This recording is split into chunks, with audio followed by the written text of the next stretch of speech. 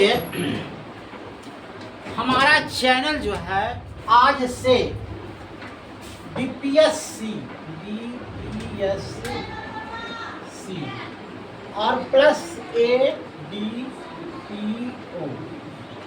ये दोनों की तैयारी कराया है ना। और हर एक दिन एक वीडियो हम देंगे, चाहे हम किसी भी परिस्थिति में हो, हम आपको एक वीडियो आपको देंगे, है ना। ज़्यादा नेट लपेटा नहीं करते हुए पहला क्वेश्चन पर हम आ जाते हैं कि देखिए, पहली फैक्ट्री, पहले फैक्ट्री जो है कहाँ से चला। फैक्ट्री एक होता है, फैक्ट्री पर से किस सवाल होता है, फैक्ट्री अच्छा, फैक्ट्री को मतलब समझिएगा, इसमें सब कुछ आ जाएगा।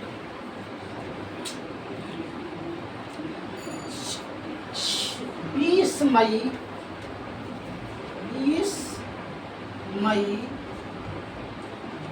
1498 की ये कहानी क्या है कि एक आदमी पुर्तगाली था। पंखा बंद कर लो। पुर्तगाली, देखिए ये कहानी जो है आप समझते जाइएगा, समझ लीजिएगा। पुर्तगाली एक देश का नाम है, पुर्तगाली एक देश का नाम है। और पुर्तगाली में, उस देश में एक आदमी रहता था जिसके नाम था वास्को डी गामा। अब ये क्या किया वास्को डी गामा, पुर्तगालियों में एक अंधविश्वास फैलाया गया कि हम लोग तो मर जाएंगे, लेकिन हम लोग को आदमी जो है मरने के बाद भी याद करे। तो कैसे याद करेगा, तो कुछ ऐसा चीज आविष्कार करे जिससे हमको आदमी आने वाला पीढ़ी जो है याद करे। जैसे न्यूटन अभी भी हम याद करते हैं, आइंस्टीन अभी भी हम याद करते हैं, क्योंकि वो ऐसा नियम देकर के गया। तो इसी तरह से पुर्तगालियों में एक अफवाह फैल गई कि हम लोग क्या मर तो जाएंगे, मगर क्या आविष्कार करके जाएंगे। इस धरती पर आए हैं तो कुछ तो हम खोजें। तो खोजने के लिए क्या किया, एक नाव को बनाया और नाव बना करके ये चलने लगा। जैसे देखिएगा, चम्मुक रहेगा तो एक उत्तर बताएगा और एक दक्षिण बताएगा। ये सीधे उत्तर की ओर चला, है ना। वास्को डी गामा सीधे उत्तर की ओर चला। चलते चलते चलते कई रात बीते, कई दिन बीते, कुछ छोरे नहीं पता चला, लेकिन इसको डायरेक्शन दे रहा था। कुछ दिन के बाद, माने कई महीनों तक चला, तो इसको मिला एक आदम खान मछुआरा था। आदम खान एक मछली मार रहा था। कहे भाई इधर आओ, इधर आओ, इधर आओ। बेचारा गया, कहा कौन हो तुम। उसकी भाषा और इसकी भाषा दोनों चेंज था, तो इशारा से बात कर रहा था। हम पुर्तगाली हैं, हम आए हैं खोज के लिए। तो ये भी इसकी भाषा को नहीं समझ रहा था। तो ये क्या किया कि ठीक है, तुम चलो, हम तुमको एक राजा से मिलाते हैं। तो राजा कहाँ आया,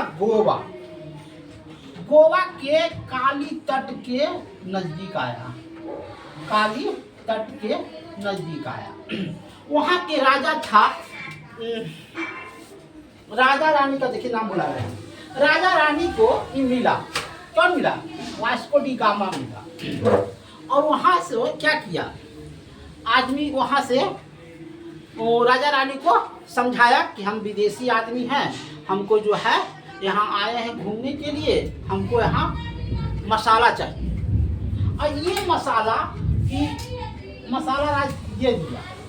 अब मसाला को लेकर के क्या किया कि आदमी पुर्तगाली गया और 4 देश को इसने बेचा। पहला बेचा ब्रिटेन को, दूसरा बेचा फ्रांस को, तीसरा बेचा डच को, फिर इंडोनेशिया को। इस तरह से 5 देश को बेचा। पांचों देश ने इसके मसाला को पसंद किया। अब ये पांचों देश ने पसंद किया। अब ये पांचों देश कहा कि हमको ये कहाँ से लाया, और 16 गुना, जैसे मैंने हम 100 रुपया में हम मसाला लिया तो वहाँ 16 गुना में इस मसाले को बेचा। अब देखिए यहीं से कहानी जो है फैक्ट्री की बदल जाती है। ये लोग देश जो है मसाला खाया तो ये लोग देश वाला कहा कि हम तुमसे मसाला क्यों ले भाई, पुर्तगाली से 16 गुना में मसाला क्यों ले, हम खुद नहीं भारत जाए और वहाँ से हम अपना पैसा के मसाला खरीदे, अपना देश में प्रचार करें। तो पहला जो है देखिए यहीं से कहानी बदलता है।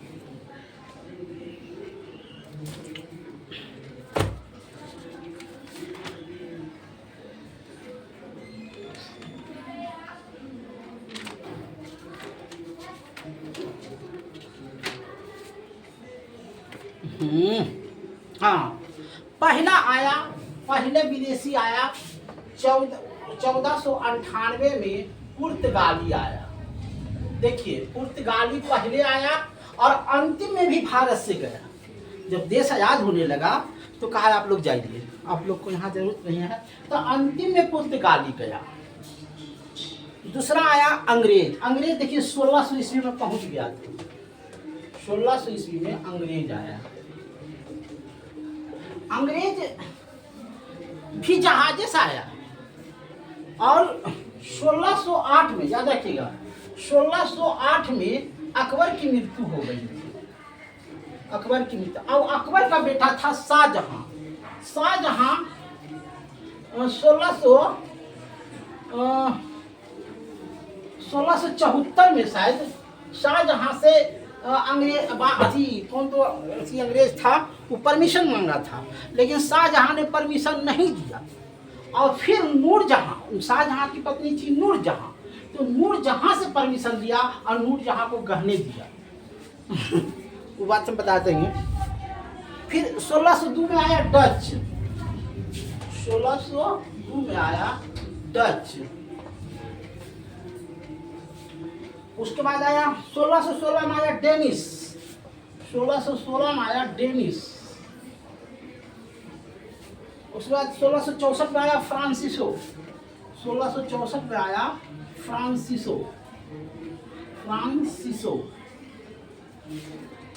और अंतिम आया 1731 में आया, जो आया उसका नाम था स्वीडिश। तो ये लोग जो है भारत क्या आया था, व्यापार करने आया। कहे का मतलब हुआ ये लोग क्या आया था, व्यापार करने आया था। पहले आया 1498 में पुर्तगाली आया, फिर आया पुर्तगाली के बाद अंग्रेज आया 1600 ईस्वी में। 1602 में डच आया, 1664 में फ्रांसीसी आया, फिर 1616 में डेंसिसी आया, फिर उसके बाद स्वीडन आया 1771 में। ये लोग से क्या किया, आया था व्यापार करने के लिए, लेकिन यहाँ फैक्ट्री लगाया। कहा ठीक है आप लोग मसाला बनाइए, इस मसाले को शुद्धिकरण के लिए हम फैक्ट्री बनाते हैं। तो सबसे पहले फैक्ट्री बनाया था 1774 में, यहाँ बनाया था बम्बई में यह पहली फैक्ट्री बनाई थी। कि सूरत में बनाया, नहीं बम्बई में बनाया था पहली फैक्ट्री। कहता है सूरत में सेकेंड बार में बनाया था। उसके बाद पटना में, प्रश्न है कि पटना में डेनिस ने 1774 में पटना में डेनिस कंपनी वो थी, उसने फैक्ट्री बनाई थी। माने पहली फैक्ट्री पटना में डेनिस के द्वारा खोला गया है। हो गया ये कहानी था इतिहास का। अब आइए एक कहानी आता है विद्रोह का। मैं टोटल चीजें पढ़ा देंगे, चाहेंगे कि टोटल चीज पढ़ा दें।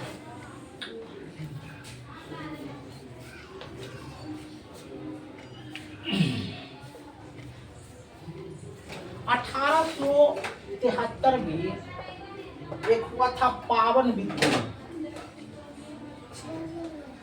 देखिए, विद्रोह 1854 से ही शुरू हो गया। 1854 से विद्रोह शुरू हो गया था। मंगल पांडे ने विद्रोह किया था अंग्रेज के खिलाफ। तो झारखंड के आदिवासियों ने भी विद्रोह किया, फिर किसानों ने विद्रोह किया। 1875 में दक्कन के पठार का विद्रोह हुआ, दक्कन किसानों का विद्रोह हुआ।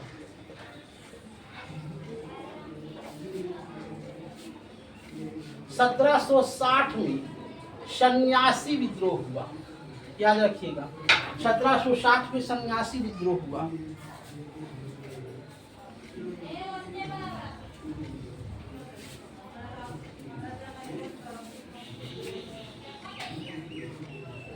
देखिए, आनंद मठ, सन्यासी, ये सभी विद्रोह लिखता था। आनंद मठ, सन्यासी और नेता सब इसको जो है लागू करता। जैसे हे अंग्रेजों भारत छोड़ो, यह किसने लिखा था? आनंद मठ सन्यासी ने लिखा था। और महात्मा के गांधी के मुख से कहा था कि आप बोलिए, ये अंग्रेजों भारत छोड़ो। फिर डू एंड डाई वही किया था।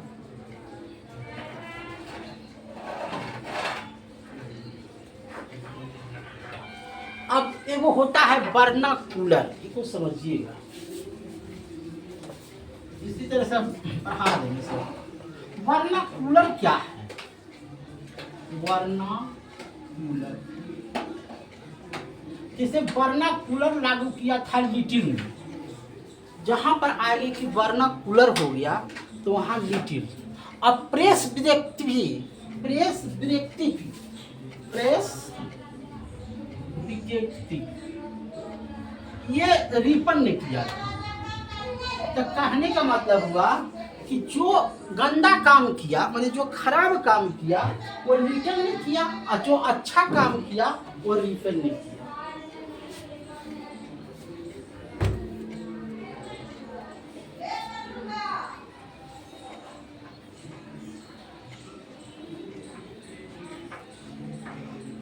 हाँ,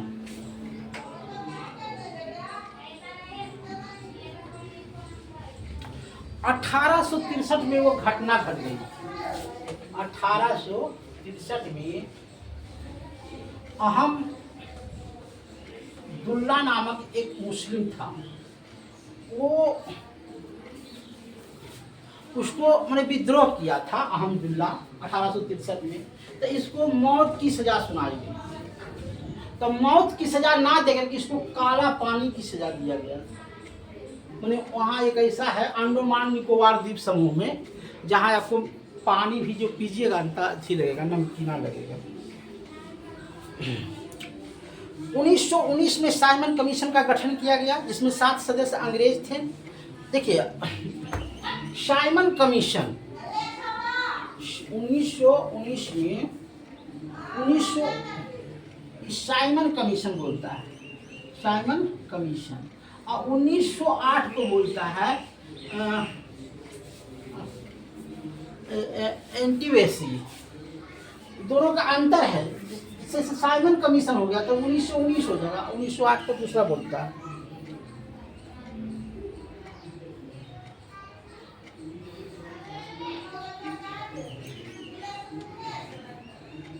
हाँ, यूसुफ अहर अली, यूसुफ अहर अली, यूसुफ अहर अली, इसने क्या नारा लिखा था?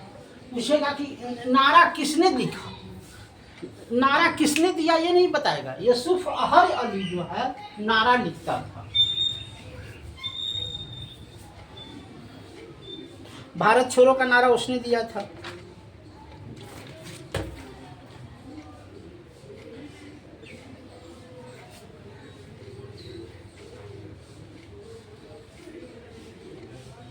एक है बेबेलोर योजना, सब आज पढ़ा देंगे, इसके बाद हम आगे बढ़ेंगे। बेबे लोन योजना,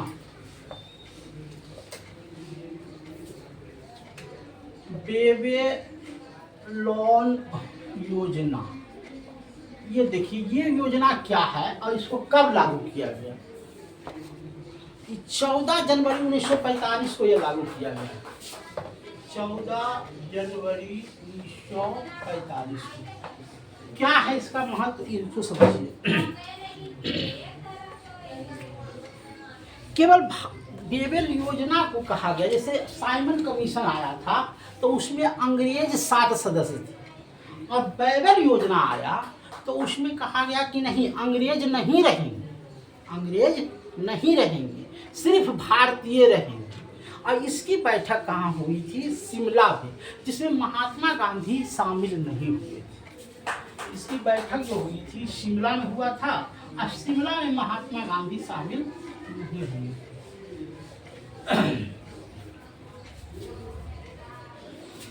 उसके बाद आइए, अशोक के द्वितीय शिलालेख का कनिष्क का वर्णन हुआ था। बुद्ध की कनिष्क में किसकी देवी चित्र बनाया गया था, एलोरा मंदिरा।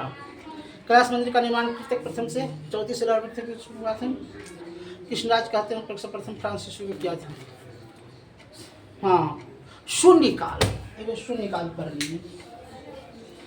शून्यकाल और प्रश्नकाल, जैसे विधानसभा, तो विधानसभा में टीवी पर देखते होंगे कि पहले विपक्ष का आदमी प्रश्न करता है, विपक्ष का आदमी प्रश्न करे। जैसे शिक्षा मंत्री बैठा हुआ है तो प्रश्न करेगा कि जिसने भी शिक्षक की बहाली हुई है उसका ट्रांसफ़र पोस्टिंग अधिक नहीं तो है, तो उधर से फिर शिक्षा मंत्री बोलेगा कि हाँ हमने ट्रांसफ़र पोस्टिंग कर दिया। तो ये होता है प्रश्नकाल, ये होता है प्रश्नकाल। तब प्रश्नकाल चलता है 10 बजे से लेकर के 12 बजे। कब बजे तक चलता है प्रश्नकाल? 10 बजे से 12 बजे तक। और उसके बाद होता है शून्यकाल।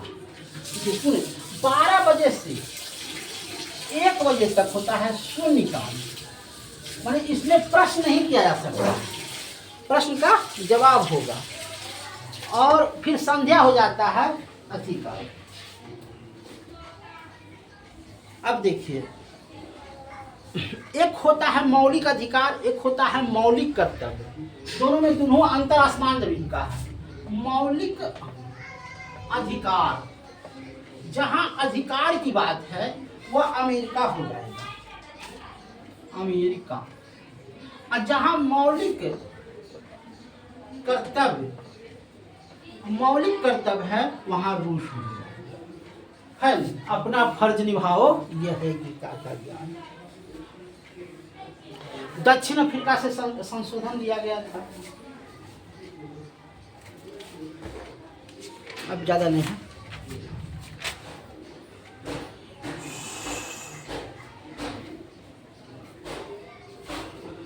हाँ, इसको पढ़ना जरूरी है।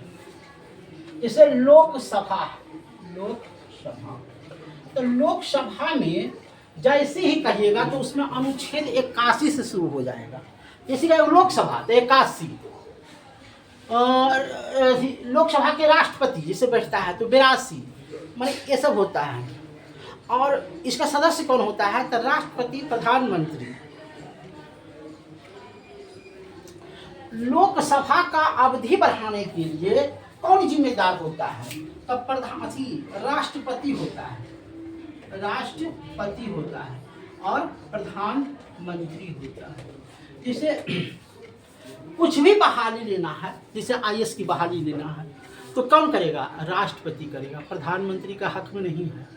अब माने संघ लोग BPSC की बहाली करेगा, जैसे जो शिक्षक की बहाली करेगा या जो भी BPSC के वीडियो को बहाली करेगा वो राज्यपाल करेगा, मुख्यमंत्री नहीं कर सकता। हाँ, राज्यपाल उसको दे देगा मुख्यमंत्री को कि आप घोषणा कर दीजिए इतना बहाली लेंगे, लेकिन वो बहाली मुख्यमंत्री बहाल नहीं करता है। क्यों नहीं करता है, इसमें होता है लोकतंत्र और गणतंत्र। गणतंत्र के माध्यम से देश चलता है, नहीं लोकतंत्र के माध्यम से चलता है और गणतंत्र इसका पालन करता है। देखिए हुआ क्या, 42वें संशोधन 1976 में, मैंने 42वां संशोधन 1976 में 5 वर्ष जो होता था लोकसभा को बढ़ा करके वह 6 वर्ष कर दिया गया। क्या किया 1976 में, लेकिन 44वें संशोधन द्वारा उसको 1978 में इसको 5 वर्ष किया गया। देखिए 76 और 78 का फर्क पड़ेगा। 76 में 6 वर्ष किया गया और 78 में उसको 5 वर्ष किया गया।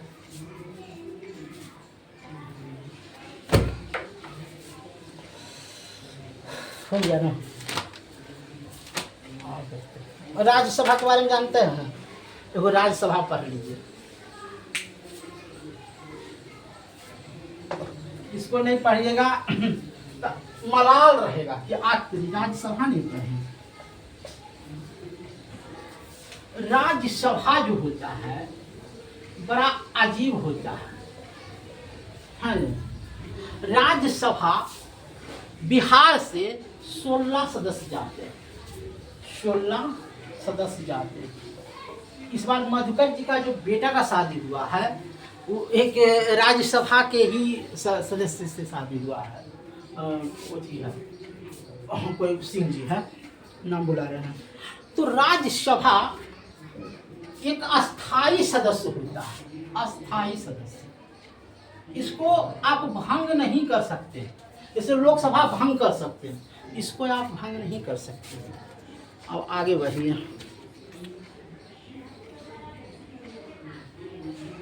ये 2 साल भी, जैसे हम चुन करके मान लीजिए 16 को सदस्य यहाँ से गया राज्यसभा, तो ये 2 साल के बाद हटेगा 1/3, माने 1/3 सदस्य हटेगा।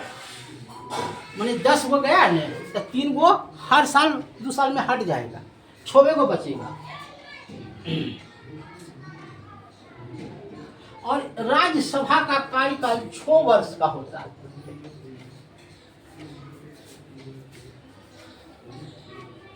देखिए पहले समझिए, लोकसभा 542, राज्यसभा 252 शायद है। बिहार में लोकसभा 40, राज्यसभा 16, बिहार विधानसभा, बिहार जो विधायक बनता है 243, और विधान परिषद जो विधान परिषद का सदस्य होता है वो 75। सबसे ज्यादा लोकसभा की संख्या उत्तर प्रदेश में 80, उसके बाद महाराष्ट्र में 48, उसके बाद पश्चिम बंगाल में 42 और उसके बाद बिहार में 40। बस यही होगा आज का कार्यक्रम। कल से फिर हम पढ़ाएंगे बीपीएससी और एडीओ का। धन्यवाद।